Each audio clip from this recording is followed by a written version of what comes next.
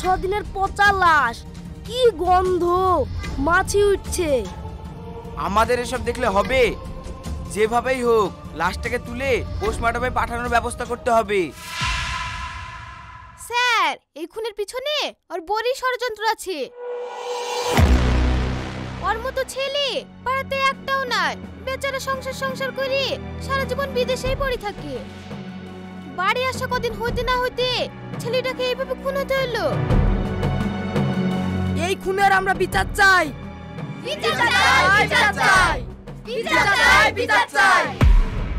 থামুন, আপনারা উত্তেজিত হবেন না, শান্ত হন। আমরা এই খুনের পূর্ণ তদন্ত করে দোষীকে শাস্তি দেওয়ার ব্যবস্থা করব।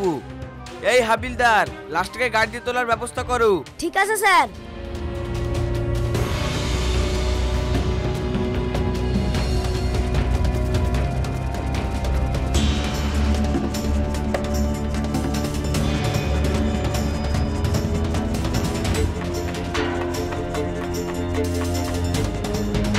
দেখি, সরুন।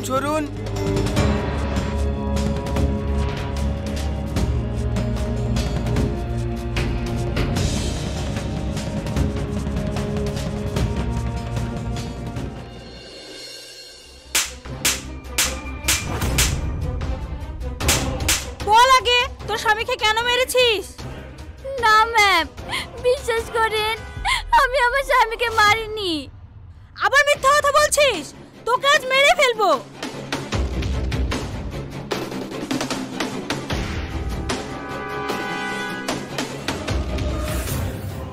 স্যার আসামিকে স্যারের ঘরে নিয়ে যেতে বললো।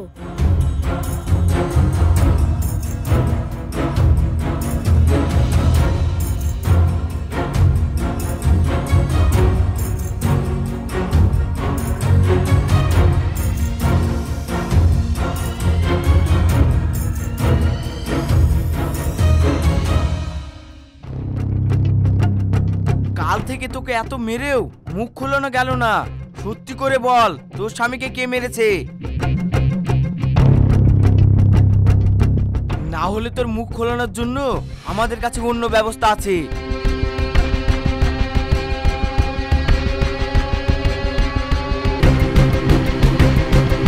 বল আগে।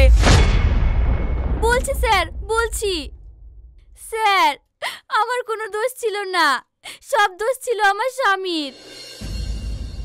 শাবনাম, ও আমার কাছের বন্ধু, ও খুব ভালো ছেলে। যতই ভালো ছেলে হোক না কেন, তুমি বাড়িতে নেই, আমি আর বুড়ি বাড়িতে একা থাকি। একটা পরপুরুষ এসে যদি বাড়িতে থাকে তাহলে পাড়ার লোকজন কি বলবে? শাবনাম, তুমি এত চিন্তা করছো কেন? আমাদের পাশের ঘরটা তো ফাঁকা পড়েই আছে। আর ও আমার কাছের বন্ধু, ও আমাদের গ্রামে একটা ব্যবসা করবে। এখনো জায়গা ঠিক হয়নি বলে ও আমাদের বাড়িতে কিছুদিন থাকবে। তাও আমার কেমন লাগছে।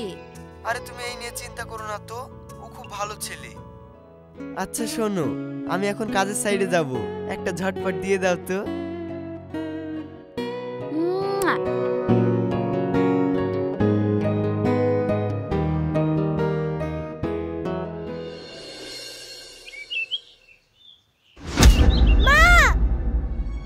কি হলো সোনা, পড়ে গেছো?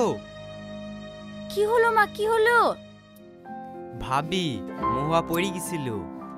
কিচ্ছু হয়নি সোনা, কিচ্ছু হয়নি। যাও তুমি খেলা করো গা।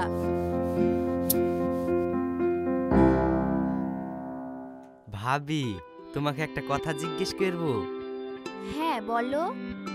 ভাবি, ভাই বাড়িতে থাকে না, তুমি এক হাতে সংসার সামলাও, আবার মেয়েরও দেখাশোনা করো, তোমার ভাইয়ের লিগে মন খারাপ করে না? মন খারাপ করবে কেন? তোমার ভাই তো সব সময় ফোন করে। 3 বছর হয়ে গেল তোমার ভাইয়ের বিদেশে যাওয়া, আর আমার অভ্যাসও হয়ে গেছে। ভাবি, সত্যি তোমার ভাগ্যটা খারাপ। মেয়ে মানুষের স্বামী বাড়িতে না থাকলে ভালো লাগে? শোনো রাহুল, এইসব কথা আমার সামনে বলবে না। তোমার ভাই আমাকে খুব ভালোবাসে, আর আমিও তোমার ভাইকে খুব ভালোবাসি। ইস, ভাবি মনে হয় আমার পরে রেগে গেল।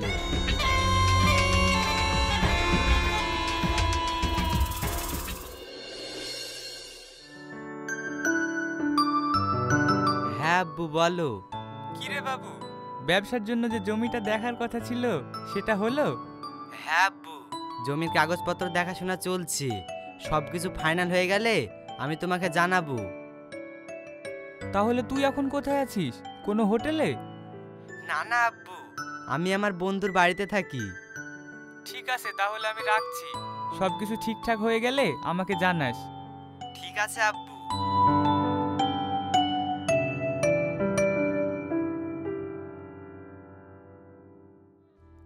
এই তুমি কবে আসবে? 3 বছর হয়ে গেল তোমার বিদেশে যাওয়া, আমার আর ভালো লাগছে না।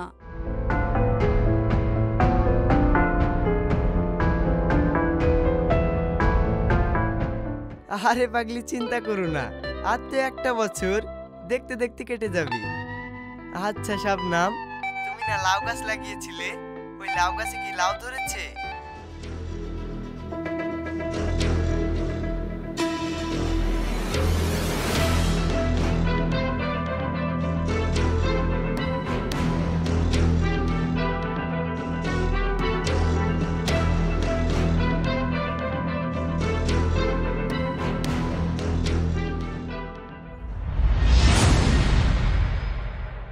তোমার হাতে লাউ চিংড়ি খেতে খুব ভালো লাগে।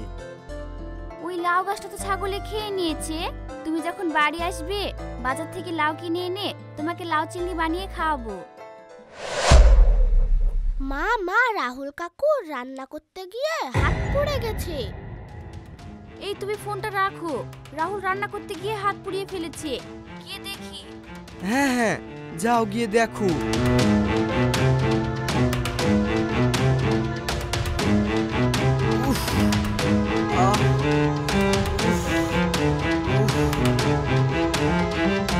দেখি দেখি, অনেকটাই তো হাত পুড়ে গেছে। মেয়েদের কাজ কি ছেলেরা পারে? তোমাকে কতবার বলেছি হাত পুড়িয়ে রান্না করার কি দরকার, আমাদের সাথে খাবে। তোমার হাতটা এই ঠান্ডা পানিতে চুবড়িয়ে রাখো, আমি ঘর থেকে মলম নিয়ে আসছি।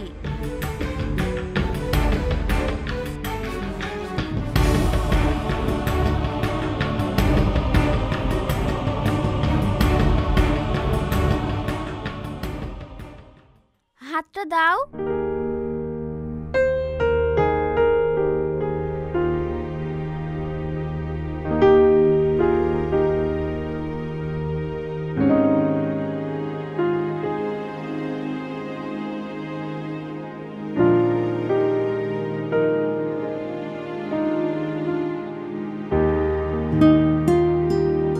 ভাবি, মলমটা তুমি আমার হাতে লাগালে না, মলমটা তুমি আমার মনে লাগালে।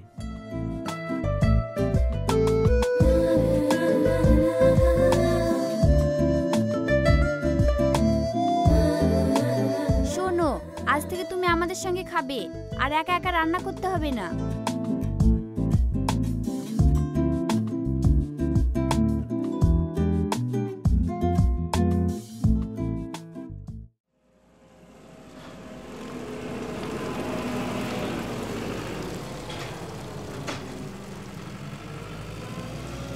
ওগো, রাহুলের অনেক পুড়ি গেছে নাকি? হ্যাঁ, অনেকটাই পুড়ে গেছে। বেটা ছেলে মানুষ একা রান্না করে খেতে পারে? তাই ওকে আমি বলেছি এখন থেকে আমাদের সঙ্গে খেতে। মহুয়া, এই মহুয়া, তো রাহুল কাকুকে খেতে দিয়ে আয়। ঠিক আছে, তোমার সঙ্গে পরে কথা বলবো, অনেক কাজ পড়ে আছে।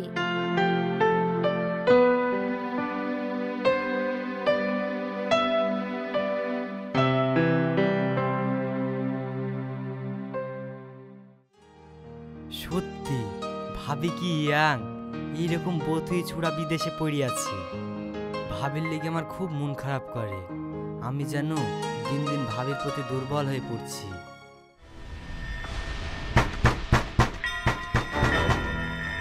কাকু কাকু, এটা তো আমাদের মহুয়ার গলা। কি ব্যাপার, এত রাতে কিছু হলো নাকি?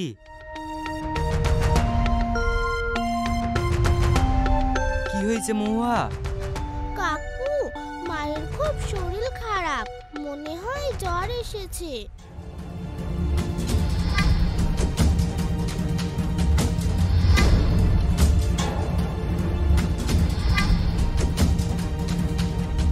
তো প্রচন্ড জ্বর। না না, আমার তেমন কিছু হয়নি, এত ব্যস্ত হতে হবে না। তাই বললে হয়? এখনই ডাক্তার ডাকতে হবে। আমি তো ডাক্তারখানাও চিনিনি, কি যে করি। কাকু, আমাদের ডায়েরিতে ডাক্তারের নাম্বার লেখা আছে।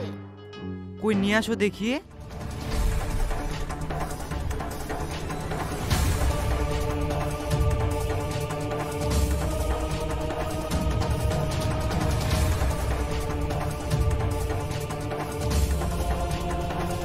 হ্যালো ডাক্তার বাবু। হ্যাঁ বলো। জ্বর এসেছে, পেশেন্ট অবস্থা খুবই খারাপ, আপনি তাড়াতাড়ি বাড়িতে আসুন। ঠিক আছে, আসছি।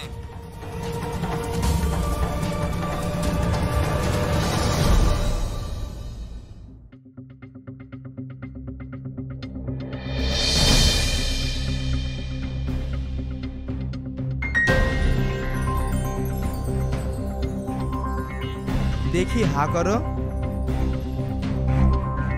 হাতটা দেখিয়ে।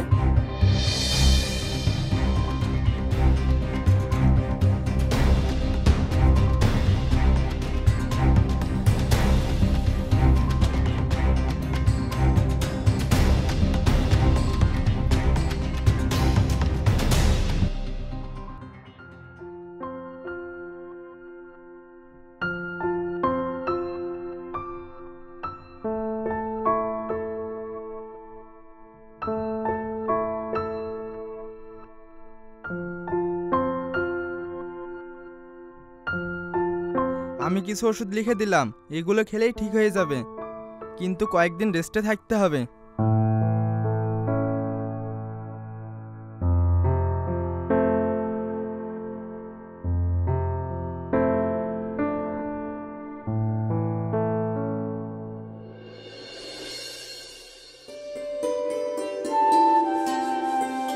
এই লাও ভাবি, বিস্কুটটা খেয়ে লাও, আবার ওষুধ খেতে হবে।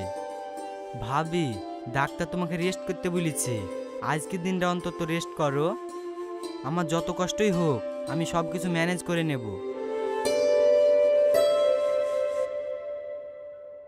মহুয়া, যাও তুমি স্কুলে যাও।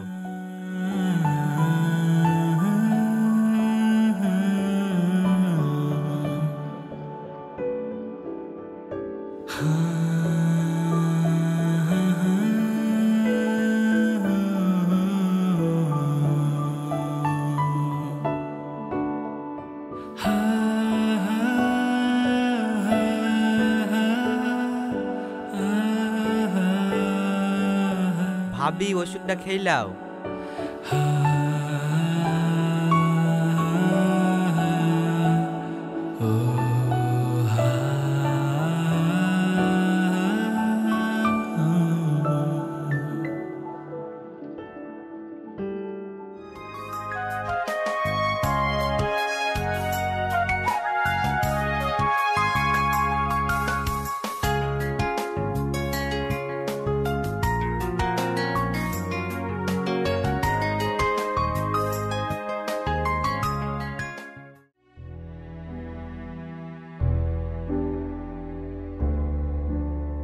তুমি জানো, তুমি দুদিন ফোন করোনি, তার মধ্যে আমি অসুস্থ হয়ে পড়েছিলাম।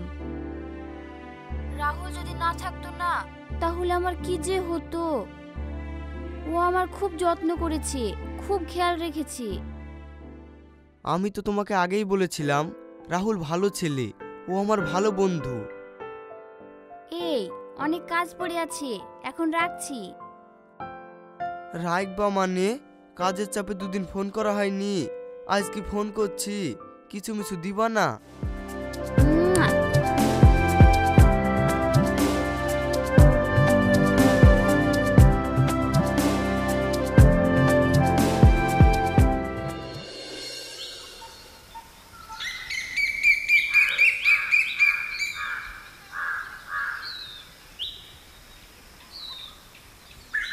কি ব্যাপার, তুমি এখানে? হ্যাঁ ভাবি, তোমার সাথে আমার একটু দরকার আছে। হ্যাঁ, কি দরকার বলো। ভাবি, তোমার নাম্বারটা দাও না। তুমি আমার নাম্বার কি করবে? ভাই বাড়িতে থাকে না, তোমার নাম্বারটা দিলে গল্প করা হবে। শোনো রাহুল, আজ যা বললে বললে, এ কথা আর কখনো বলবে না।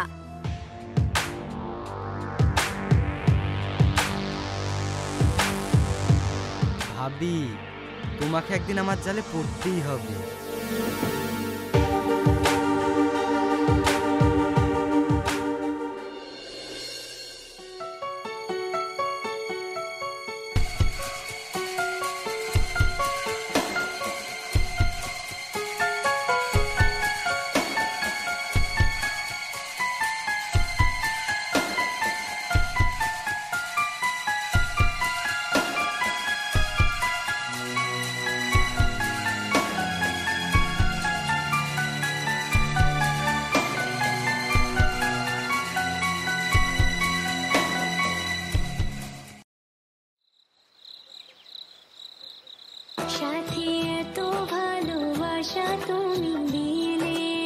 কি ব্যাপার, এত রাতে আবার কে ফোন করছে?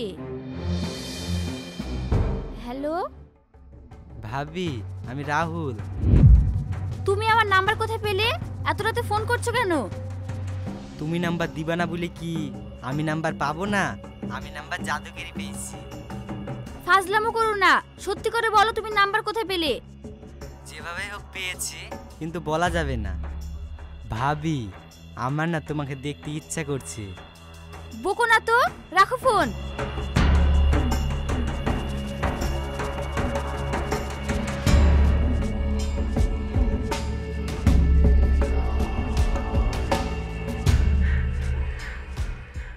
রাহুল মনে হয় আমাকে সত্যি ভালোবেসে ফেলেছে।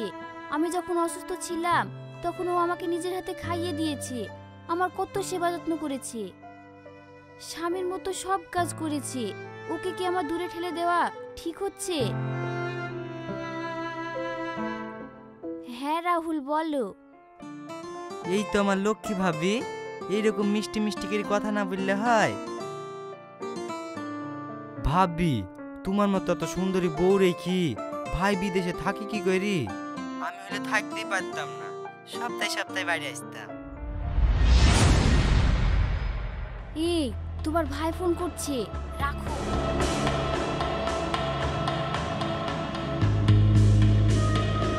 কি ব্যাপার শাবনাম, এত রাতে ফোন ব্যস্ত?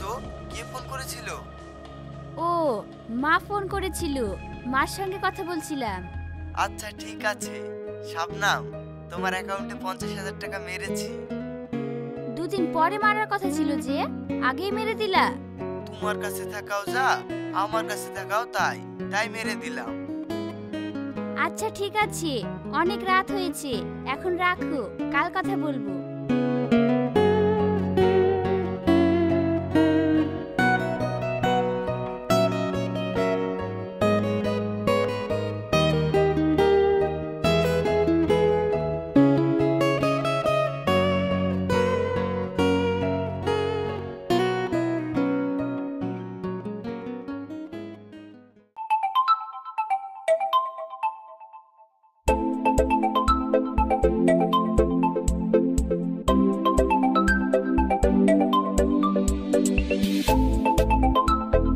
কি ব্যাপার, আজ কোন দিকে সূর্য উঠেছে?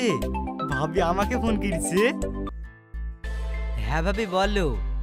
ঘরে টাকা নেই, আমার এটিএম কার্ডটা নিয়ে গিয়ে টাকা তুলে নিয়ে আসো গা। ঠিক আছে ভাবি, আমি এক্ষুনি নিয়ে আসছি।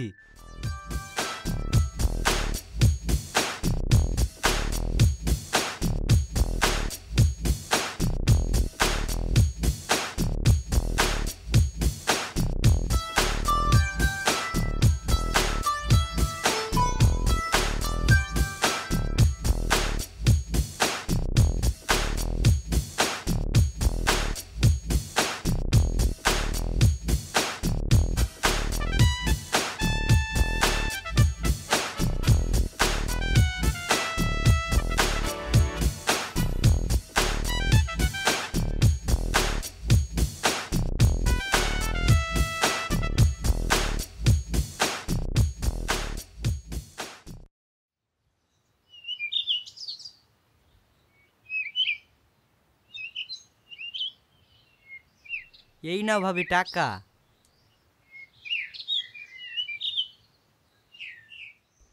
এই না, নাও, এই 10,000 টাকা তোমার কাছে রাখো। ভাবি তুমি এতগুলো আমাকে টাকা দিচ্ছ, ভাই জানলে কি হবে? ও জানতে পারবে নাকি? তুমি আমার একমাত্র দেওর, তোমাকে দেব না তো কাকে দেব? ভাবি আমাকে আবার কাজে যেতে হবে, জামা কাপড়গুলো ভিজানে আছে, ওগুলা কেচি মেলে দিতে হবে। না না, আমি থাকতে তুমি কাচবে কেন? আমি কেচে দিচ্ছি। আর দাঁড়াও, আমি তোমার জন্য গাজরের হালুয়া বানিয়েছি, নিয়ে আসছি, থামো।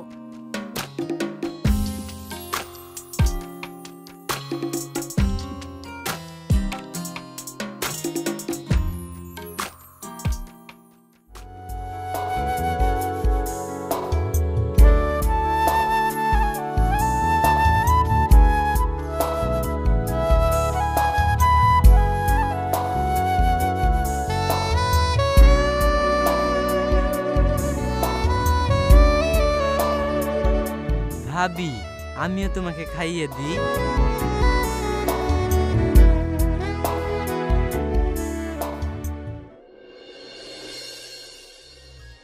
আমাকে তো এখনো 2 মাস থাকতে হতো, 2 মাস আগেই তো ছুটি পেয়ে গেলাম। শাবনামকে কিছু না জানিয়েই বাড়ি চলে যাব, ওকে সারপ্রাইজ দেব।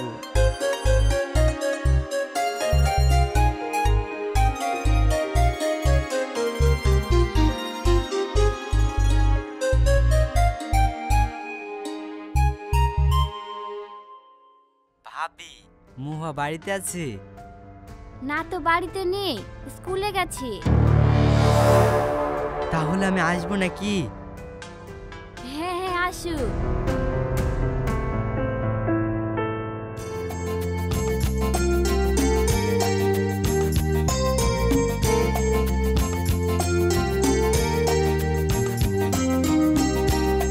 কি ব্যাপার, ঘর খোলা? শাবনাম কই?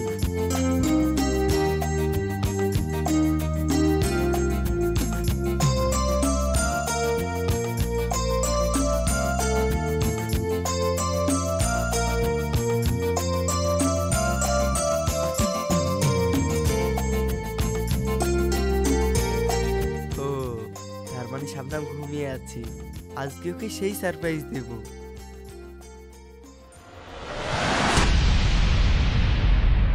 রাহুল, তুই আমার বন্ধু হয়ে আমার এত বড় সর্বনাশ করতে পারলি?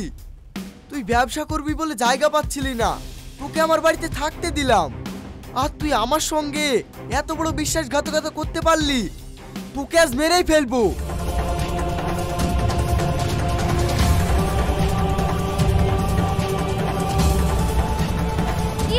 ছাড়ো ছাড়ো, তুই সর।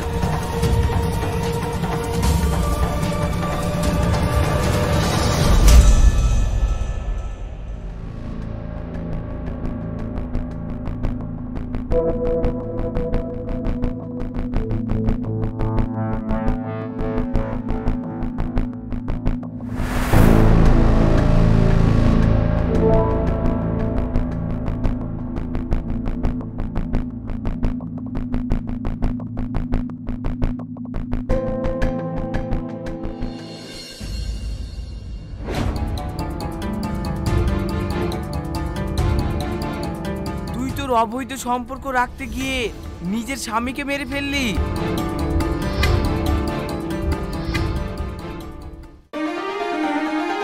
DT বাংলা।